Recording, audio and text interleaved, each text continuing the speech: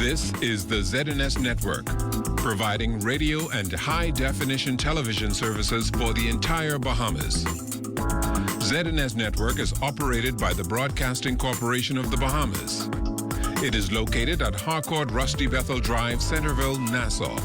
Our programming is designed to inform, educate, and entertain. We invite you to join us.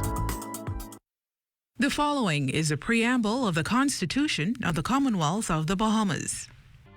Whereas 481 years ago, the rediscovery of this family of islands, rocks and keys, heralded the rebirth of the New World.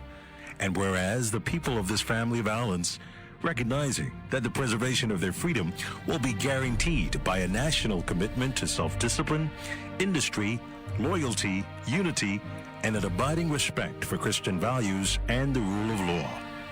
Now, know we therefore, we the inheritors of and successors to this family of islands, recognizing the supremacy of God and believing in the fundamental rights and freedoms of the individual, do hereby proclaim in solemn praise the establishment of a free and democratic sovereign nation, founded on spiritual values, and in which no man, woman, or child shall ever be slave or bondsman to anyone, or their labor exploited, or their lives frustrated by deprivation, and do hereby provide by these articles for the indivisible unity and creation under God of the Commonwealth of the Bahamas.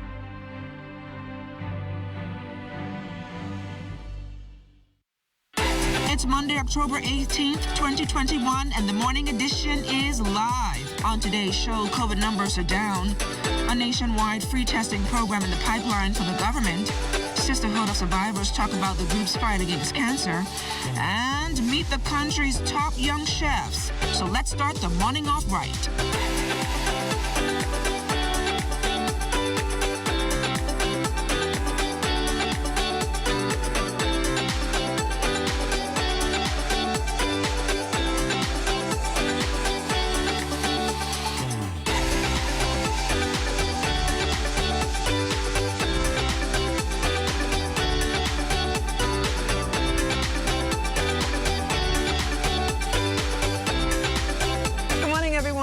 To the morning edition, I'm LaDawn Davis. Let's now take you onto our streets where Kelsey Johnson and the morning traffic team is standing by with your Monday morning traffic.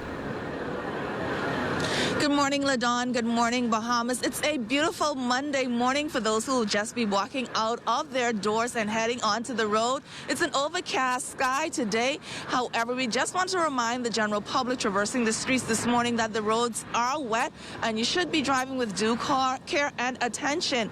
But joining me live this morning to give us an update of everything that has happened over the weekend. It was a busy weekend for those persons in the traffic unit. Joining me live, like I said, is Corporal Christopher Wims will give us an update on their busy weekend. Good morning, Kelsey. Good morning, Bahamas. We're happy to report that we had no matters reported to the police last night. However, in a total of 48 hours, we would have a total of 17 accidents. 10 accidents, accident with minor damages, 5 with injuries, 2 hit and runs. At this time, we have now like 19 persons. Correction, we have 9 persons in our PMH or Doctor's Hospital seeking medical attention as it relates to those traffic accidents. All right. Talking about traffic accidents, there are a number of infractions that we saw here this morning. One of the major concerns, persons leaving out without their insurance, their car insurance. If you can just update us as to why it is so important to have your car insurance on you at all times. Well, it's always important to follow the rules and regulations set out by the Road Traffic Department. However, the government gave the country some leeway where they don't have to license their vehicle, but it made some things to go along with it. You must have your insurance on hand. If you do not have it on hand, you will be cited $250 for not having it on hand. If you do not have insurance, that's a whole different ball game. But we want to encourage the motoring public to get their cars insured. If there is an accident, we want to make sure that either both persons can get their car fixed or the person who is in the right in that accident can get their car fixed.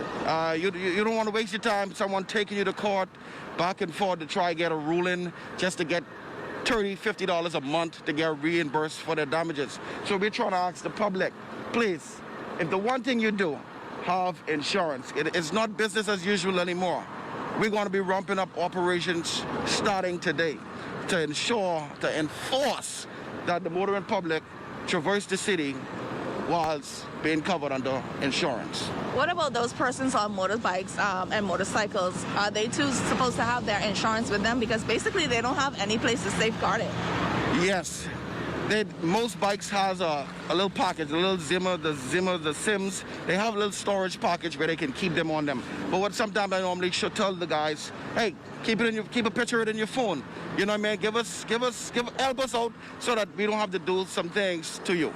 You know, but we try to enforce safety, which is headgear. Most persons should ride those motorcycles without headgear. If I have to wear it, I guess you have to wear it. You know what I mean? So that's how we got to play this thing up, this game. But we want to make sure you stay safe while traversing. The key word, safe, safe, safe. Always plan your route. Make sure you have adequate time to get where you got to go so that when you get where you got to go, you can relax while being safe. All right, thank you so much, Corporal Williams. Like he said, the key word today, LaDawn, is safety. So we're going to toss it back into the studio to you. And staying on the outside, weather partly cloudy and warm with a few isolated showers and the chance of thunderstorms, mainly in the vicinity of the frontal boundary, with gradual clearing by late morning. A cold front in the vicinity of the northwest Bahamas will gradually push southeastwards and is expected to stall just south of New Providence by tonight, while high pressure builds in its wake. The daytime high temperature is 84 degrees with an overnight low of 70 degrees. COVID-19 numbers continuing to trend downward. The Ministry of Health's latest release showing just 24 new cases of the virus, 13 here in New Providence, 9 in Crooked Island, and 1 each in the Berry Islands and Inagua, for a total case count of 21,978. 15 of the newly confirmed cases are female. Hospitalizations are at 113, with 12 in the intensive care unit. 1,196 cases remain active. The COVID-19 death toll stands at 626. As of October 16th, more than 244,000 doses of the COVID-19 vaccine have been administered nationwide. Nearly 130,000 have received 1 dose, while over 119,000 are fully vaccinated. Vaccination scheduled to continue this week here in New Providence. All sites will be open Monday through Friday from 9 a.m. to 3 p.m. Loyola Hall on Gladstone Road and St. Anselm's on Burnett Road will both be administering Johnson & Johnson. The Candle Isaacs Gym off University Drive will be administering Pfizer second doses, while the Church of God of Prophecy East Street would also be administering the second dose of AstraZeneca. Meantime, Minister of Health and Wellness, the Honorable Dr. Michael Darville, and the members of his COVID-19 technical team are continuing to review the COVID-19 situation in the Bahamas. According to a ministry release, the government is in the process of building a nationwide free testing program, which will begin as a pilot program in those family islands, currently mostly at risk for community spread of the virus. The ministry will also begin distribution of medical-grade masks on those islands currently experiencing COVID-19 clusters. Additionally, the ministry is in the process of identifying resources to assist with the surveillance and enforcement of COVID-19 protocols, and will expand both public education and vaccinations on these islands. In the next few days, Minister Darville and his team will continue visits to the family islands with identified clusters to further assess conditions and meet with local professionals and residents about the way forward. Director of Education Marcellus Taylor traveling with health officials in recent days to assess conditions at a number of schools throughout the southern Bahamas. The step ahead of students either returning to full in-person instruction or through a hybrid model, which will be done within the confines of new protocols issued by the Ministry of Health and Wellness. According to Taylor, most of the requirements were previously in place, with a few exceptions like the regular screening of students for COVID-19. We'll have to talk about that more and think about that more to see how that's possible, if it is. Because of course, there'll be a cost, there'll be issues around who will administer it, who will test it, when will the results come back, all those kind of things. Additionally, Additionally, final preparations will be underway toward the Boxing Day and New Year's Day Junkanoo parades. For years, the cultural explosion transformed downtown Nassau and pulled in thousands of locals and guests to watch the showdown on Bay. But as mega events have been halted since the pandemic, an evolution of sorts may be on the horizon. Minister of Youth, Sports and Culture, the Honorable Mario Boleg, says talks are underway with stakeholders to continue the tradition. I met with the JCNP yesterday. They have some plans that they're going to present to me and my ministry in short order, and hopefully when we see those plans, the plans will be available in a form that could be virtual. But whatever takes place is going to make sure that the safety of the country is still at hand as far as reducing the amount of COVID cases. There are some things that they make mention to me, whether it be Junkanoos who are vaccinated only. Whatever they present, we will look at it. I will present it to the cabinet, and we will make sure that whatever is passed is one that is benefit for the Bahamian people. The Bahamas' food import bill is pegged at $1 billion annually, and while this may translate into revenue for the government, any import shipping challenges can spell problems for our food dependents. In his World Food Day message, Minister of Agriculture, Marine Resources and Family Island Affairs, the Honorable Clay Sweeting, made this appeal to residents as possible solutions to our food security challenges. I wish to encourage you to support your local farmers, fishermen, and farmers markets. Choose healthier meals, incorporate whole foods, support local restaurants serving Bahamian cuisine. We have to keep our Bahamian food culture. Reduce, reuse, and recycle for a better environment to support a better life. Involve our kids in outdoor nature-based activities to encourage an appreciation for the environment, its resources, and the foods it provides to further support healthy eating, strong bodies, and strong minds. It's been just over 6 months since a violent blaze wiped out 6 stalls at the Pardusky Dock and damaged 2 others. For the most part, those vendors remain out of work, as many are still seeking government's assistance in their rebuilding efforts. I've met with the minister last week. Me and him had a discussion on moving forward. Right now, we have 6 temporary plans that is still to Ministry of Works. That is going to get the final approval probably in the next week. What we decide, we're going to go along with the temporary plans until further notice. The ideal model is still on the floor with Ministry of Works. They are also completing them. And that would not happen probably until maybe next year. And when we come back, we chit-chat with the Sisterhood of Survivors. So keep it locked.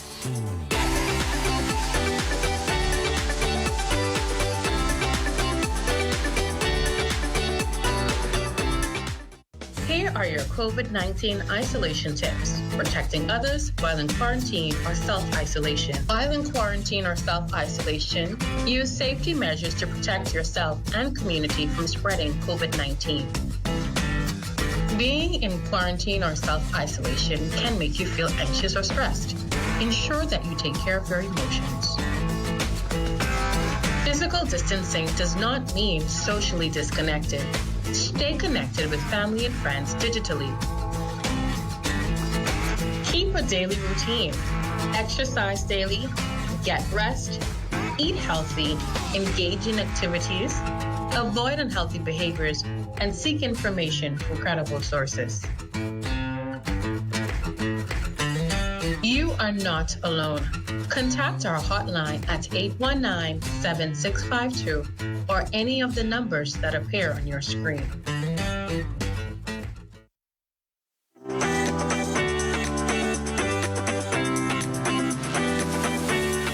In the middle of Breast Cancer Awareness Month, and this morning we feature the efforts of the Sisterhood of Survivors Cancer Support Group over there on the island of Freedom, Eleuthera.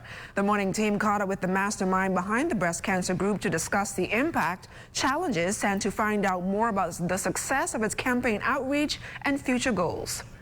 They started out with just 5 survivors in 2015, and since then, the Sisterhood of Survivors Cancer Support Group in Eleuthera has about 30 women not only battling breast cancer, but all forms of cancer. The oldest member is 82 years old. Founder and president of the Sisterhood of Survivors Cancer Support Group, Maisie Thompson, says for 6 years, the group has served as an outlet to assist Eleuthera women on their journey to fight cancer.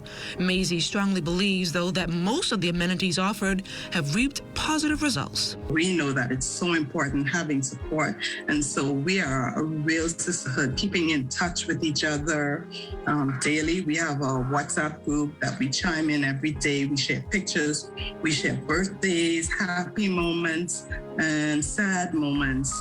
And so that is what the group is all about, helping one another and also helping to bring awareness to cancer in whatever way we can.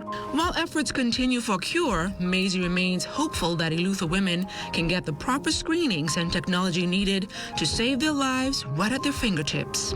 We should be having some type of screening available on the island very soon, but to date, persons still have to travel to Nassau in order to have a mammogram. And this program is generously funded by the Ride for Hope that helps to fund Family Island women to come into Nassau and be able to have a mammogram free of charge. Unfortunately, this has ceased due to COVID restrictions. Statistics reveal that Eleuthera has one of the highest rates of breast cancer in Bahamian women. When asked what she feels are the contributing factors, Thompson had this to say. Diet and genetics. We find that a lot of our breast cancer survivors, they have been known to have the BRCA gene mutation, which causes women to be more susceptible to developing breast cancer. And so this is a study that we feel that needs to take place on Eleuthera. And we as a cancer support group, we would like to present this proposal for there to be some extended study. Have you ever wondered what that ringing in your ears may have been, or how often you should get your ears tested? Well, this morning, Amajal Knowles speaks with a local audiologist to get some answers. I always wanted to do something in the healthcare field. It sounds kind of cliche, but audiology is a good mixture of, being a helping profession, and it also involves a lot of technology. That was local audiologist Dr. Treasure McKinney speaking on her inspiration on entering a particular field of medicine. McKinney recently opened up an office on Montrose Avenue, speaking to signs you can look out for as early indicators of potential hearing loss. Hearing protection is very important. So, if you're around excessively loud noises, you want to take a break. You want to reduce your time that you're around loud noises. You want to use hearing protection, something as simple as earbuds from the store or something custom. But for a lot of people, it's their loved ones or significant others that notice that they have issues with hearing. So it could be that the TV is very loud. They may have difficulty hearing others on the telephone. And then sometimes family members may just get frustrated that, they think they're not listening. So sometimes those are some of the warning signs that there may be some hearing difficulties that are happening. As for what she sees from patients on a day-to-day basis. For the people that do come in, they want to do something about their hearing loss because it kind of affects, the way they're seen by others, and then also how they communicate with others. So audiology or getting your hearing tested is very important. McKinney saying she hopes to spread more awareness about her particular field so that ear checkups, which according to her should take place between every 3 to 5 years, should become more routine for Bahamians. It's a field that a lot of people don't know about. So I think it's up to professionals like us to kind of do a public campaign to get people to know the importance of getting your hearing tested, just like going to the dentist or going to the eye doctor. It's the same thing with your hearing, because at the end of the day, it's a quality of life thing. So it kind of affects, how you socialize with others, the relationship you have with others. And as we head to the break, we take a look back at today in Bahamian history. On October 18th, 1943, the trial of Alfred de Musny, opened in the Supreme Court. He He was charged with the murder of his father and in-law, Zahari Oaks. Also on October 18, 1989, students at the C.C. Sweeting Secondary School returned to full-time classes for the first time in almost 6 months following a cleanup for asbestos.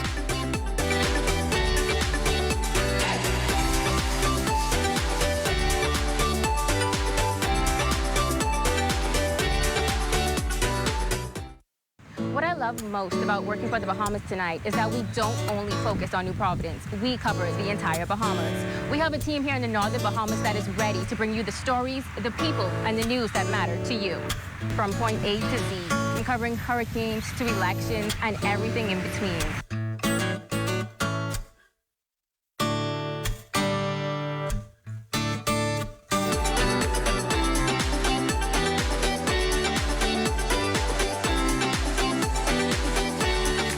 Leagues around the world have found a way to resume play despite the ongoing threat of the COVID-19 pandemic. But the question remains, when can we see things pick up for local leagues? While Sports Minister, the Honorable Mario Boleg, gave this update. As soon as those federations and associations provide us with the proper protocols that they want in place in order to play, and that is accepted and approved by the Ministry of Health, that ensure that there's no super spread of COVID and that we maintain the level we are or even reduce it, then I think you could see us playing. But I believe that the non-contact sports should be able to play shortly. But again, I still ask those federations and associations to provide us with the protocols that they have in place. And again, once it's approved by the Ministry of Health, we will support the Minister of Health and his decision. The Babe Ruth Caribbean Baseball Championships are set to take place in the Bahamas next year. Officials were in town for the last few days and say they are impressed with the growth of Bahamian baseball over the years. Definitely a lot of growth happening. I'm excited to see the beach home run derby they put on every year. Definitely brings excitement to the game that the younger group definitely enjoys. Jazz and Lucius both playing through Cal Ripken, making it to the bigs. Winning the World Series in 2010 with us. They're going to be joining some other kids from around the Caribbean. Mexico had Julio Arias play in our World Series. So there's definitely alumni that you're going to see playing here now that you'll see in 10 years. As for the tournament itself, representatives from Mexico and Puerto Rico are just counting down the days. Mexico will be ready to be here in Bahamas, and with two teams, 16U and 12U. And we expect to enjoy with you and with Bahamas to be part of this project. We expect a lot of teams here from the Caribbean. We've heard that possibly China and Italy come in here. So we just want to play baseball. We would like to give the children a great experience to see kids playing baseball around the world.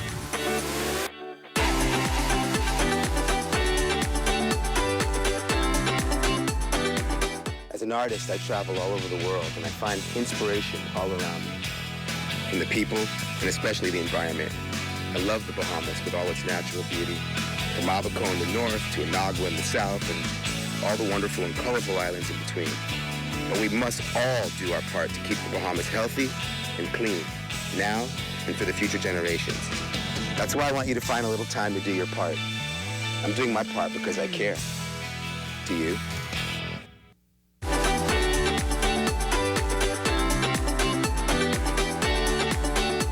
Professional dancer Courtney Celeste Spears describes dance as a vessel that can be used to reach people while spreading love in their communities. Spears says she would love for Bahamians to tap into what she calls unreal talent.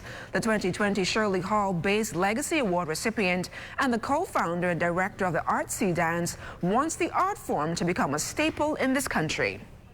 They have a natural ability to hear music that kids in other countries, I don't think that they have, because they grow up here with music, moving, dancing at family functions, right? I had one mom ask me if her daughter could come to Artsy, but the only training that she had was Junkanoo. And her mom said, is that real dance training? Like, I don't know. It's like that absolutely is real dance training. That's stamina, that's musicality, that's costumes, that's how, I mean, you know how long the whole Junkanoo lap is, twice. And I saw this child, and her ability to hear and count music at her age was paramount. And there are so many students here who just have this natural understanding of rhythm and music and culture and art. Spears graduated summa cum laude with a bachelor's degree in dance and communications and currently works with the Alvin Ailey Dance Theater in New York. She also attended the Juilliard School and American Ballet Theater. This young Bahamian ballerina believes a support system can be provided to attract more young Bahamians to the art. Dance history is also dance, and so when I studied learning about dance, you don't just learn it in the dance studio actually moving. We had times where we would sit for an hour and a half and we would get told about Alvin Ailey and Catherine Dunham and Shirley Hall Bass, and you learn about the people that came up before you and how you're able even, here to be able to do it. So if we want to make sure we incorporate Junkanoo and rake and scrape and all of these natural and authentic Bahamian ideals into movement, we have to make sure that we create those spaces that also teach us that and we hear it. And as much as we incorporate ballet and classical movement, we never get too far away from the foundation, the backbone of what art and culture and music means to the Bahamas. The Ministry of Education continuing its annual Bahamas Young Chef High School Culinary Competition. Crystal Darling has all the highlights of the showdown at the Anatol Rogers High School. 8 students went head-to-head in this year's 25th annual Ministry of Education Young Chef High School Culinary Competition. The challenge to make flour and rice dishes. Ministry of Education Family and Consumer Science Officer Raquel Turnquest talks about competition guidelines. You would find that this competition is only open to family and consumer science students who have had some prior training. Students within the program normally partner with industry chefs, and they look at the indigenous food products that we have within the Commonwealth of the Bahamas, and they look at how can they transform those food items, whether it's items grown on the land or at sea. Contestants were selected from 6 senior high schools in the capital and judged by Bahamas Culinary Association chefs. Head judge Gerald Roll was the first ever Young Chef High School competition champion. He lets us in on how the event impacted his life. It's exciting. It's a lot of fun. It's a lot of hard work. But coming up to the program, like I say, it's a stepping stone for you. So it's a foundation. So for you to start here and then the end result, becoming what you want to be, an executive chef or just being in the industry, is a big accomplishment. And students are allowed to get quite creative when deciding what to cook, some of them even going as far as to concoct original recipes. And for my flour dish, I chose a guava bean pancake. The pancake is a spin-off from the guava duck, and guava is grown in Bahamian backyards. So my granddad loves pancakes, so I wanted to do something with some of this. It was really an experience. At the beginning, it was very calm. It was like you have a lot of time, and calm. And then came back in the room, and then it was very fast. Like some people sat there and didn't play yet, but then we had extra time because of the next contestants in the room that were plating. So that is what actually saved me.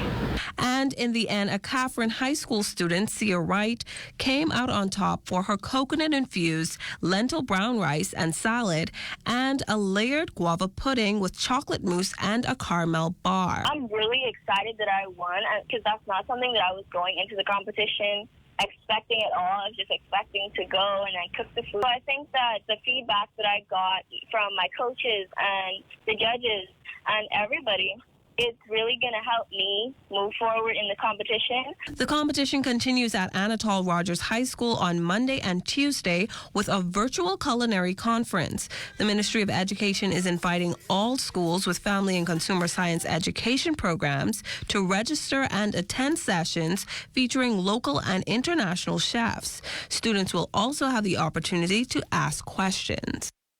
It's an experience of a lifetime, one that took him to one of the most impoverished areas of the region. And following his goodwill mission, this Grand Bahama man says he wouldn't think twice about doing it again. Here's Jamila Mizik.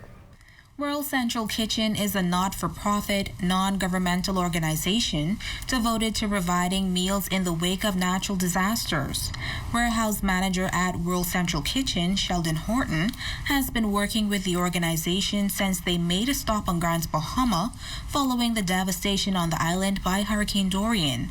Most recently, Horton had the opportunity to travel to Haiti with the organization to serve residents there after experiencing a catastrophic earthquake. After the earthquake, you know, a lot of people was displaced down in Haiti, and they needed someone to help them out with food and water and other things. So they got the call, and then they gave me a call and asked me if I was interested in coming down to Haiti to work the warehouse for them and take care of the stuff down there. So I told them no problem, I'll be there. My job mostly was to keep track of all the food items and all that, to make sure that we don't run out of no food and all that, that we have enough supply to take care of meals for each day.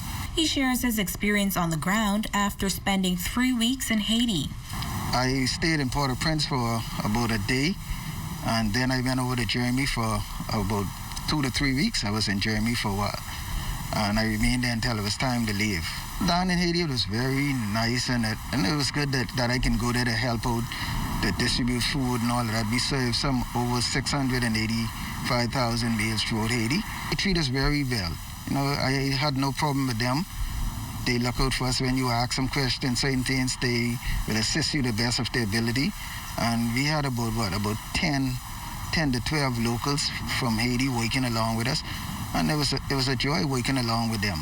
For Horton, it was a life-changing experience, one that he says he would do all over again if called upon to do so, adding that he is grateful that they were able to assist the Haitian community during their time of need. Some were depressed and down, you know, because some of them didn't know where they were going to get the next meal from, and water to drink and all that, you know, even bathing-wise.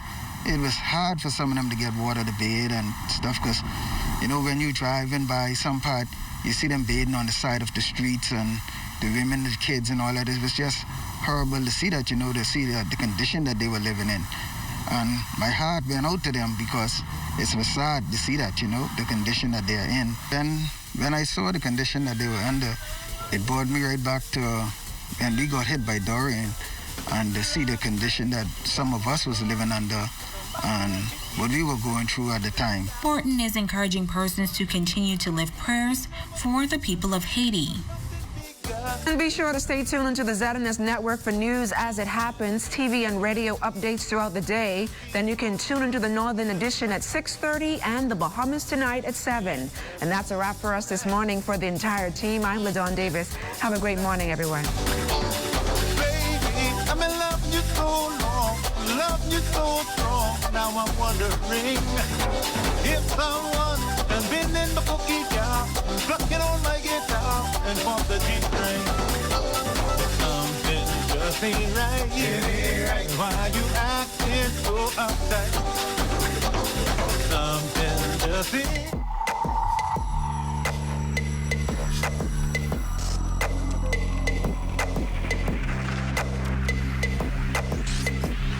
You're watching the ZNS Network, the People's Station.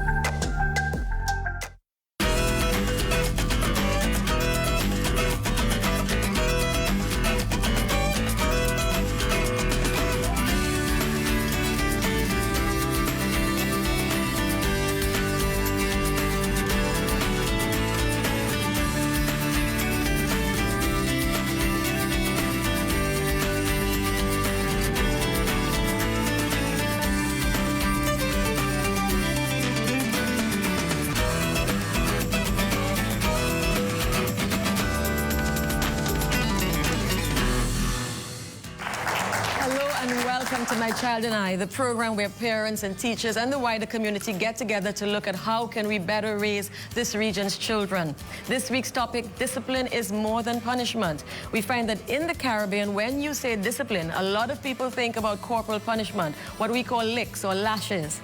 But when the experts talk about discipline, they mean much more than that. So we're going to redefine that word right here on My Child and I when we come back.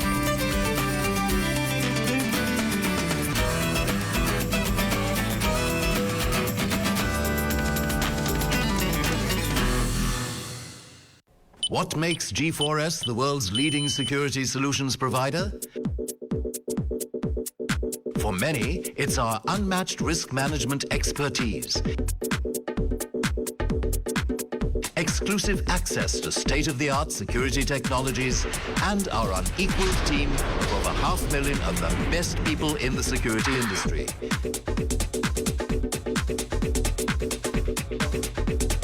And our world-class service. For us, it's our continued commitment to understanding the threats you face and creating secure solutions to manage your risk today and into the future. G4S, securing your world. You wouldn't drive a car with only 3 wheels, nor would you build your house on shaky ground. Then let's not treat our children any different. Every child deserves the right start, regardless of his social or economic background. Every child deserves a chance to reach his fullest potential. The Foundation for the Development of Caribbean Children wants to build a region of achievers, but we need your help. Let's give our children the foundation they deserve. Give them hope and show them love. A message from the Foundation for the Development of Caribbean Children. The natural resources of the Bahamas play a critical role in supporting Bahamian livelihoods. For example, the fishing and tourism industry, which include fishermen, seafood exporters, hoteliers, dive operators, restaurants, and others. Collectively, they generate approximately $1.5 billion a year. Therefore, we must respect and preserve what we have. These resources belong to us. This is my livelihood. This is my livelihood. This is my livelihood. So let's all do our part to maintain our local economy and a good quality of life. Remember, if we take care of nature, nature will take care of us. Do you know that adherence is more than taking medications? It calls to you to stick to the medical regimen as prescribed by your healthcare provider. Please keep your lab appointments, as these determine the effects medications are having on your body. Follow-up doctor's appointments are necessary, as this is the time when the doctor performs a physical examination and discusses any test results and any concerns or issues you may have with your course of treatment. Sticking to prescribed diet and exercise regimens can improve medication effectiveness and contributes to overall health and well-being. Make a commitment today to be adherent to your medication regimen and practice healthy living. This message has been brought to you by the Bahamas AIDS Foundation with funding provided by PEPFAR, USAID Local Capacity Initiative Small Grant.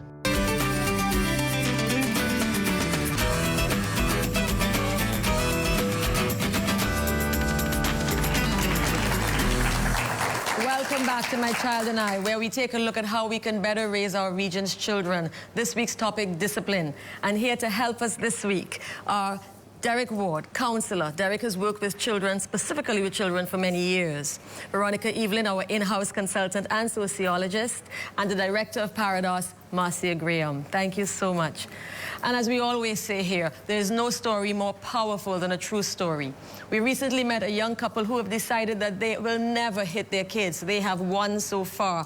Let's take a look at how they're doing on Mark and Alicia's story. When Mark and Alicia Holford welcomed their first child into the world, they took the decision they would never hit little Cruz. Almost 3 years later, the Halfords have stuck to their word. We do a lot of reasoning, but what I find works is something that he likes to do. Say he's watching television, we would ask him, do you want to continue to watch this show? I will turn it off if you don't comply. He's getting more understanding because he would say, no, don't turn off. Don't turn off the television. So he would then stop what we're trying to get him to stop doing. Don't turn off the DVD. But this is not as easy as it sounds. Not yet 3 years old, Cruz is no quiet toddler. His mother describes him as rambunctious. And while we visited with them, Cruz did use that dreaded word, no, a couple of times. Well, it takes lots of self-control. Outside of a lot of time and patience, it takes self-control, especially with the norm in the Barbadian public to lash, especially when we get into a public situation, let's say the supermarket. You know how kids get in the supermarkets, throw a tantrum because they want something. And you feel this eye on you like, I would lash him if he was mine, and your hands kind of itch. And we've had to decide not to give into that, and it's peer pressure. And if we're teaching him not to give into peer pressure, then we ourselves, we don't want to give into the peer pressure of parent peer pressure, lash that child for displaying dislike for something. Okay? So that's how it works out for us. It takes a lot of patience, self-control, and it's difficult, but we think it's the best decision, so we stick it out, we persevere. But why did the couple decide to go this route? After all, we've all grown up hearing spare the rod and spoil the child. Well, when I was growing up, lashing was used as a part of discipline. What I found difficult about it was having to hold in the natural wanting to cry, right? And then that kind of made me develop some anger issues and things that then I had to deal with later in life, and I didn't want him to have to deal with that. So that was what convinced me not to use lashing. Mark's decision was a little different. Mine, I basically wanted to try something different in terms of having him to understand if you have a conflict or a disagreement with someone, you can resolve it without hitting. Basically using logic and talking and reasoning to solve a situation, and that was basically I wanted to try something different than the norm. A, B, C, D, E, F. And while Cruz can be a handful, his parents are both quite pleased with some of the results they are already seeing in their son. We find that he is a confident child because he is free to express himself, not in a disrespectful way, but to say, I didn't like that, or if we say no, he would ask, why you said no? Why did you say, why can't I have it? And that's fine, because he is a person. I don't think that we should only give him respect for being a person when he is a teenager. He's a person now, he has likes and dislikes, like how we have likes and dislikes.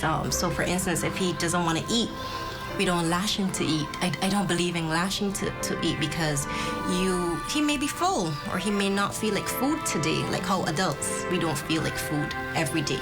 So we try to give him freedom to be an individual from this age.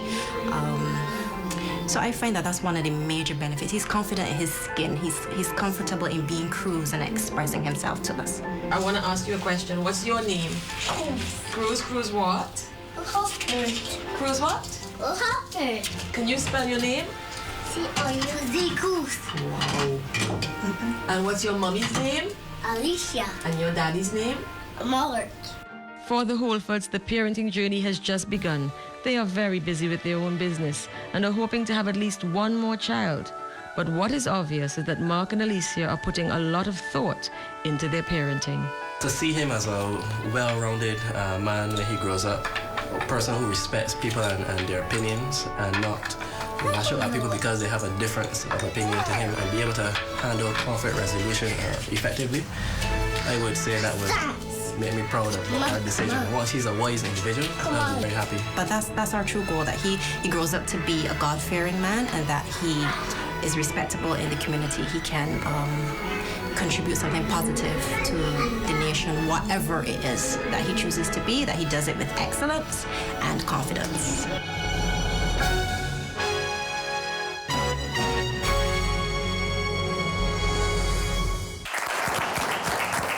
Thank you so much, Alicia. Just a brave move. Mark is not here today, but Alicia is here representing the family. Veronica, Derek, obviously a very brave move. I think I asked the audience before we started who has never gotten licks or lashes, and none of us could put up our hands. What did you get? What was probably the main takeaway for parents from Alicia and Mark's story? I like the fact that they have thought about the type of child that they're raising, because when we think of discipline, we're really talking about training, and that training is to shape character.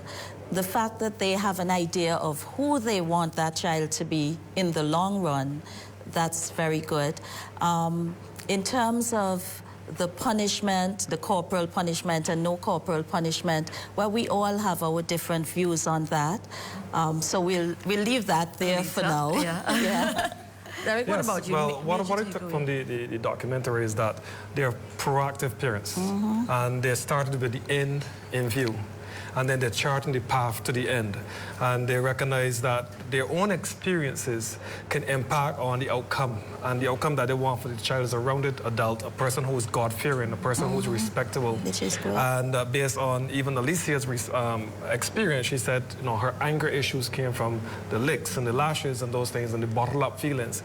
And therefore, I must commend them for starting with the end in view. Yeah. Alicia, tell us, how did, I mean, you're young people, it's obvious. How did you decide, I mean, as a couple, that you were going to look so seriously at what kind of person Cruz became in the long run? Many people talk down about planning a family. You can't plan a family.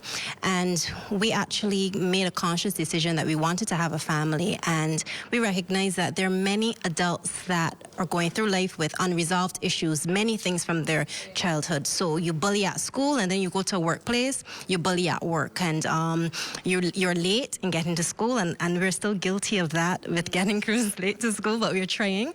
You're late at school, and then you turn into an adult that gets to work late. So we recognize that you can't fix issues when you're an adult. There are things that you need to start from childhood and not 13 years old. Experts say that the first 5 to 7 years are the most impactful for a child. And so for us, that's why we're trying now, when Cruz is a sponge, to get the right things to him. That's wonderful. And I think, Veronica, you said it, and Alicia is saying it, discipline is training. Really, as I look through different definitions, that came up in all, whether it is military training, whatever discipline, it has to do with the training based on the fact that you want certain outcomes. Where in the Caribbean do you think, along what part of the journey did we come to a place where that corporal punishment, that issue of licks and lashes, or the sense that it was more punishment than anything else, became the centerpiece of discipline? Well, I would say that it's very historical. And I would date it back to the days of slavery, where the master, in order to get the slaves to do what they wanted them done, they would beat them. And that's transferred now out of slavery into families. And for us to get our families to do whatever, get people to do whatever, we hit them. And then you recognize that children hit each other because they're not getting what they want. So I think that the historical perspective cannot be ignored, that has been passed on from generation to generation to generation. And then parents have become powerless because there are no options. We don't know what else to do by which to discipline a child. So the word discipline becomes synonymous with punishment. And Veronica, you were saying to me at one point that it is not that punishment is not a part of discipline, but discipline is something much wider. Exactly. Yes. Punishment is a necessary part of discipline, but it's only one side, because discipline can be proactive. Like Alicia said, we know we want to produce a good citizen. And when you're shaping character, you're doing so, and the things you're looking at, okay, I want this child to be self-controlled. I want this child to be thoughtful of others. So you know what you're working towards. You can be proactive and you can be reactive. The punishment is a part of the reaction. And that's what we want to pull out. I think we've really hit a crux, and I want to pull that out more. We take a break here. My child and I returns in a moment.